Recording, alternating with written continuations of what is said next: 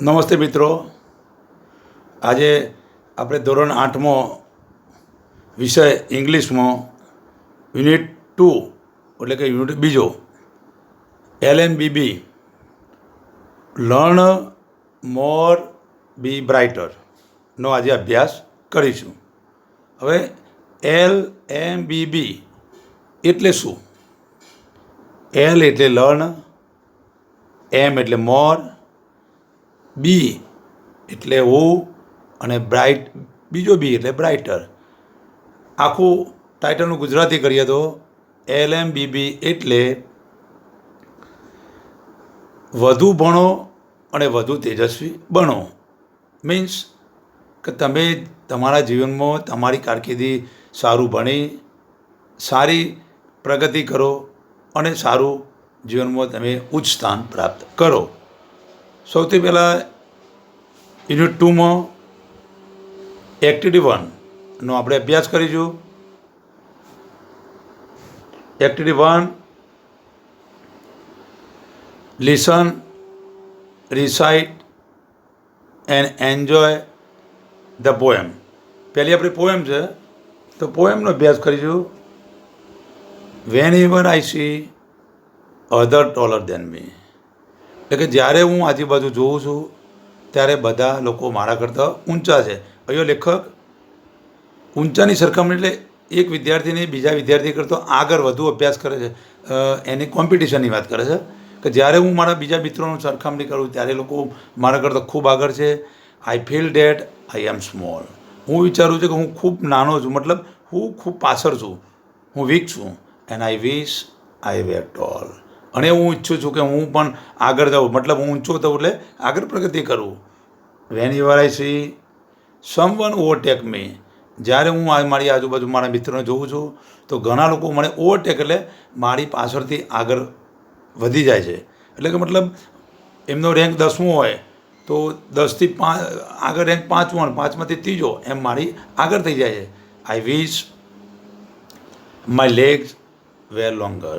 હું ઈચ્છું કે મારા પગ લાંબા થાય, મતલબ કે મારા પગમાં તાકાત આવે, હું શક્તિ મેળવું ને હું પણ આગળ વધું.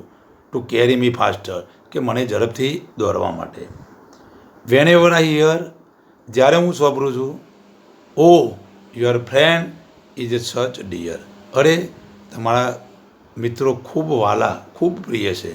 આઈ ફીલ લાઈક આસ્કિંગ વાય, જ્યારે હું અનુભવું છું કે શા માટે આવું. And it make me cry, અને હું રડવા લાગું. જ્યારે બીજા મિત્રો કહે છે ભાઈ અમારા મિત્રો ખૂબ દયાળુ પ્રેમાળુ છું, જ્યારે આ હું સાંભળું છું ત્યારે હું ખૂબ રડું છું. કેમ કે મારે કોઈ મિત્ર નથી. ધેન કમ માય મધર, અને મારી મમ્મી આવે છે. હુ સે ડોન્ટ બ્રધર, કે તે કહે છે તારો કોઈ ભાઈ નથી. આઈ લવ યુ માય ડિયર, બેટા હું તને ખૂબ ચાહું છું અને હું તને વહાલ કરું છું. The words I am happy to dear, આ શબ્દ વાપરી હું ખુશ થઈ જાઉં છું. હવે યુનિટ 2માં એક્ટિવિટી 2માં આપણે તમે જો જાણો છો ને ન્યૂઝપેપર ટીવીમાં જો દુનિયાની સૌથી ઊંચામાં ઊંચી બિલ્ડિંગ બુર્જ ખલીફા, એનો અભ્યાસ કરજો એક્ટિવિટી 2માં. See the picture and study information, ચિત્ર જુઓ અને માહિતીનો અભ્યાસ કરો. મિત્રો તમે ચોપડીમાં બી જોઈ શકો છો કે બુર્જ ખલીફા એ દુનિયાની સૌથી ઊંચામાં ઊંચી બિલ્ડિંગ, અને એ બિલ્ડિંગ દુબઈમાં આવેલી છે. આપણે બુકમાં બી બિલ્ડિંગ સચિત્ર સાથે ફોટો આપેલો છે તો જોઈએ એનું. Burj Khalifa is the tallest building in the world. Burj Khalifa એ દુનિયાની સૌથી ઊંચામાં ઊંચી બિલ્ડિંગ છે. It is skyscraper in Dubai, તે દુબઈની ગગનચુંબી તમે આમ નજરો કરો તો સુધી આ બિલ્ડિંગ દેખાય. ઇટ હેઝ 163 ફ્લોર, તેને કેટલા માળ છે? 163 માળ છે. ઇટ્સ હાઇટ ઇઝ 827.8 મીટર, એટલે કે 2722 ફીટ. 827.8 મીટરનું કન્વર્ટ કરીએ 3.25 તો 2722 ફૂટ આ બુર્જ ખલીફા ઊંચી બિલ્ડિંગ છે. It is the tallest main made structure in the world, એટલે કે આ માનવે બનાવેલી દુનિયાની સૌથી પહેલી બિલ્ડિંગ છે. It base it 3,33,100 square feet, તેનો પાયો 3,33,100 સ્ક્વેર ફૂટ આવેલો છે. It has longest water supply, તેમાં સૌથી પાણીની લાઈન છે. It has the longest leap, તેને દુનિયાની લાંબામાં લાંબી લીપ આવેલી છે. It cost of construction was $1.5 billion, એટલે કે આ બિલ્ડિંગને બનાવવા માટે 1.5 બિલિયન અમેરિકન ડોલરનો ખર્ચો થયો. પહેલો મિલિયન અને બિલિયન. બિલિયન એટલે 100 કરોડ ડોલરથી વધુ કિંમત. 1.5 billion. It is the most expensive building, તે દુનિયાની સૌથી મોંઘામાં મોંઘી બિલ્ડિંગ. હવે આગળ જોઈએ આપણે true false. Say whether following sentences are true or false on the basis of the above text. Write true or false in the bracket given again each sentence. Means વાક્ય ખરા કે ખોટા તે નક્કી કરો. દરેક વાક્યની સામે આપેલા કૌંસમાં સાચા માટે ટ્રુ એટલે ટી અને ફોલ્સ એટલે એફ લખો. હવે આપણે જોઈએ સાચા ખોટા. પહેલું સેન્ટેન્સ જોઈએ. The tallest building in the world is Burj Khalifa. મિત્રો ટ્રુ કે ફોલ્સ? ટ્રુ. દુનિયાની સૌથી ઊંચામાં ઊંચી બિલ્ડિંગ બુર્જ ખલીફા. સાચું. Number 2, it is the smallest building in Dubai. તે દુબઈની સૌથી નાની બિલ્ડિંગ છે. False, F. Number 3, no other building has so longer water supply line at the Burj Khalifa. True. Number 4, its lift system is the longest one in the world. કે ભાઈ તેની લિફ્ટની system દુનિયાની સૌથી લાંબી છે. ટ્રુ એટલે ટી. અને છેલ્લું sentence, east coast was higher than any other building in the world, એટલે કે તેની કિંમત, ઇટ કોસ્ટ તેની બનાવવાની કિંમત દુનિયાની મોંઘામાં મોંઘી કિંમત છે. True tea. હવે મિત્રો લેસન નંબર 2માં LMBમાં activity 3, look at the picture and complete the sentence using the correct word. ચિત્રો જોઈને તમારે ચિત્રોનો અભ્યાસ કરો, પછી તેના આધારે સાચા શબ્દો પસંદ કરી લખો. મિત્રો તમે ચિત્રો જુઓ છો, સૌથી નાનું, એનાથી નાનું અને એનાથી નાનું, એટલે કે સ્મોલ, સ્મોલર, સ્મોલેસ્ટ. આપણે 7મા અને 8મામાં અભ્યાસ કરીશું. આપણે ડિગ્રી, એટલે કે ભાઈ ડિગ્રી એ પોઝિટિવ ડિગ્રી, કમ્પેરેટિવ ડિગ્રી અને સુપરલેટિવ. પોઝિટિવ ડિગ્રી એટલે સમાનતા, બે વસ્તુની સમાનતા માટે એઝ. કમ્પેરેટિવ ડિગ્રીમાં ધ, ધેન, ER ધેન, અને સુપરલેટિવ ડિગ્રીમાં ધ પ્લસ EST. તો જોઈએ મિત્રો, ચિત્રો તમે જુઓ. નંબર 1, 2, 3 એવા રેડ અક્ષરથી નંબર બોક્સની આપ્યું હોય. તો second box is a small, સૌથી નાનું second box is small. Third box is then આવ્યું એટલે શું આવશે? સ્મોલર. અને ત્રીજું second box is the smallest of the boxes. મિત્રો તમે એ જુઓ છો, પહેલું અને ત્રીજું બંનેમાં સેકન્ડ બોક્સ આપ્યું, પણ ખરેખર પહેલાંમાં જે સેકન્ડ બોક્સની જગ્યાએ શું આપવું જુઓ? ફર્સ્ટ બોક્સ આપવું જુઓ. First box is small. ત્રીજામાં third box is smaller than first box. અને સેકન્ડ એ સૌથી નાનું, એટલે second box is the smallest of all the boxes. Number 2માં જોઈએ. Thick, thicker, thickest. Thick positive માટે P, થીકર કમ્પેરેટિવ માટે C, થીકેસ્ટ માટે સુપરલેટિવ S. હવે 3 ઝાડ આપ્યા. The apple tree does not have thick trunk. પહેલાં તમે જુઓ છો એપલનું ટ્રી એટલે થીક. બીજું જોઈએ, the trunk of mango tree is thicker than apple tree. અને ત્રીજું વાક્ય જોઈએ, the banyan tree has the thickest trunk of all the tree. હવે મિત્રો ત્રીજું ઉદાહરણ જોઈએ, શોર્ટ, શોર્ટર, શોર્ટેસ્ટ. તો મિત્રો જોઈએ, Aran is short boy, Aditya is the shortest boy in the class, Yuvraj is shorter than Aarav. મિત્રો તમે ઉદાહરણ પરથી જાણો છો કે જ્યારે ધ્યાન આવે તો ER મૂકવાનું, ધ આવે તો EST મૂકવાનું, અને ઈ જ હોય તો ખાલી પોઝિટિવ ડિગ્રી મૂકવાની. હવે મિત્રો એક્ટિવિટી આપણે 4નો અભ્યાસ કરીશું. Your teacher will read the following story for you. Listen to your teacher and read the story silently. Activity 4માં આપણી સ્ટોરી આપી સોંગ ઓફ સોંગ, ગીતોના પણ ગીત. ખૂબ સરસ સ્ટોરી છે, તમે ધ્યાનથી મિત્રો સાંભળજો. The great rule of India, ભારતમાં એક મહાન શાસક થઈ ગયો, તેનું નામ હતું Akbar. Akbar has 9 germs in court. તમે મિત્રો જાણો છો કે અકબરના દરબારમાં 9 રત્નો હતા. The 9 gems were the greatest in their own field. આ 9 રત્નો દરેક પોતાના ફિલ્ડમાં ખૂબ હોશિયાર હતા. One of them was Tansen. આ 9 રત્નોમાંથી એક રત્ન હતું તાનસેન, એ ગ્રેટ મ્યુઝિશિયન, એ ખૂબ મોટો અને મહાન સંગીતકાર હતો. He played different type of musical note for the king. તે અકબર માટે જુદા જુદા સંગીતના સુરો વગાડતો હતો. He played raga like Malkauns, દીપક, કેદાર, મલ્હાર એટેક્સા. મિત્રો તમે સંગીતના રાગોમાં શ્રી, દીપક, મેઘ, મલ્હાર આ પ્રમાણે જાણો છો. તો આ તાનસેન પણ દુનિયાનો એક મહાન સંગીતકાર હતો, અને અકબરનું એક રત્ન હતું 9 રત્નોનું. એ રત્નના એ જુદા જુદા રાગોમાં પોતાનો સંગીત રાગ આલપતો હતો.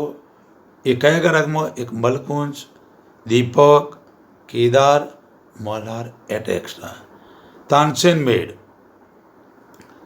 some innovation in Malhar Rag and created મિયા મલ્હાર રાગ.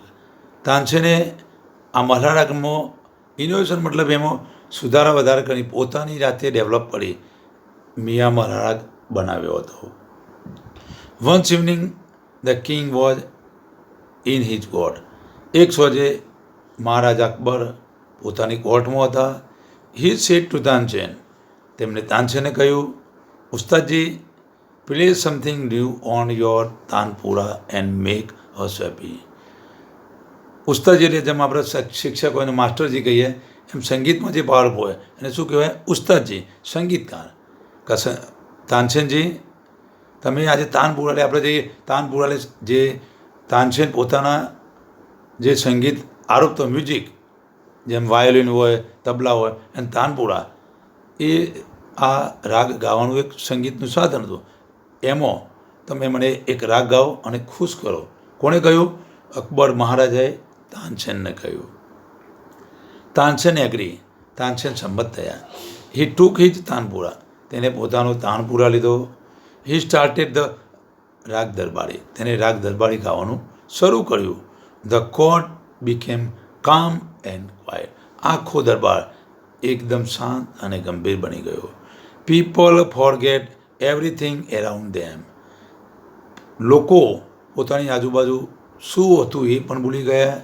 After some time the king looked up. જ્યારે રાજાએ આમ ઉપર જોયું. His eyes bright with પ્રેજ.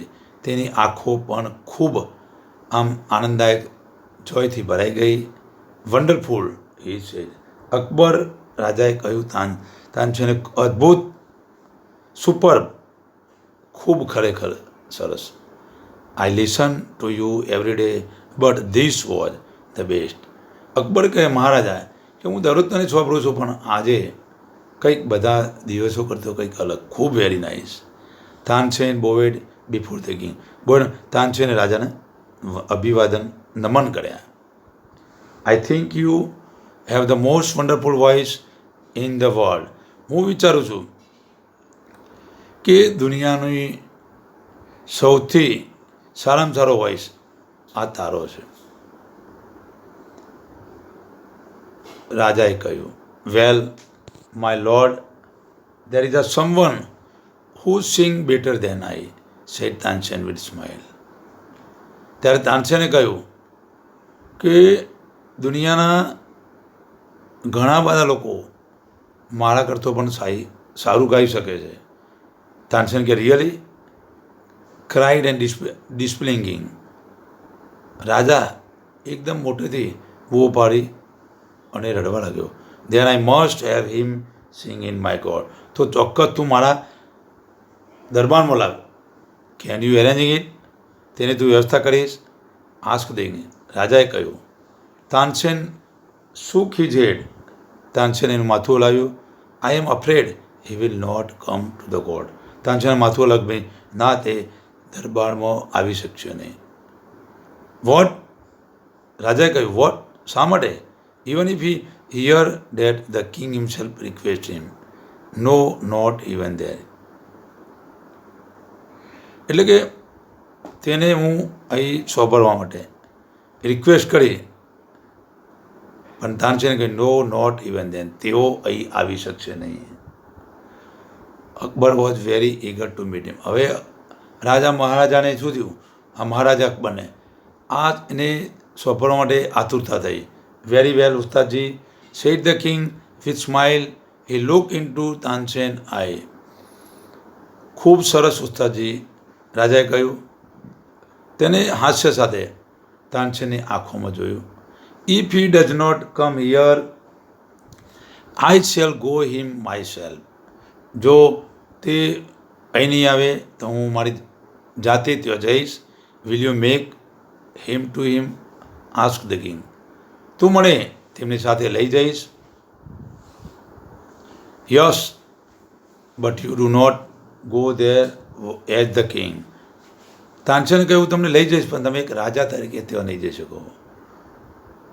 I shall go as humble lover of music, said the king. રાજાએ કહ્યું કે હું એક સંગીતકાર, સંગીતજ્ઞ એટલે સંગીતના જિજ્ઞાસુ તરીકે જઈશ.